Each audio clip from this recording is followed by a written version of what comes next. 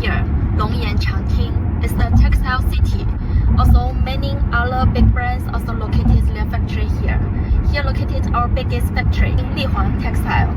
It used to be a remote city, but now it's becoming a very big manufacturing city. Now we are heading to our industrial zone. I will show you how we run our production for the garments. Now we are arriving our factory, Fujian Liquify Textile Technology Limited. The center one is our administrative building. Our office people and also the showroom is here. The left one is the dormitory building for our workers. For the dormitory, I want to mention because most of our workers are the local people. They have their own house, so they usually don't use it, but we still offer it. In the first floor of this building, there is the canteen for the workers for lunch and dinner. And now here comes the three buildings. The right part. The first one is the warehouse for our finished garment. The second is our workshop, and the third is also our workshop. It has 8 hanging systems inside.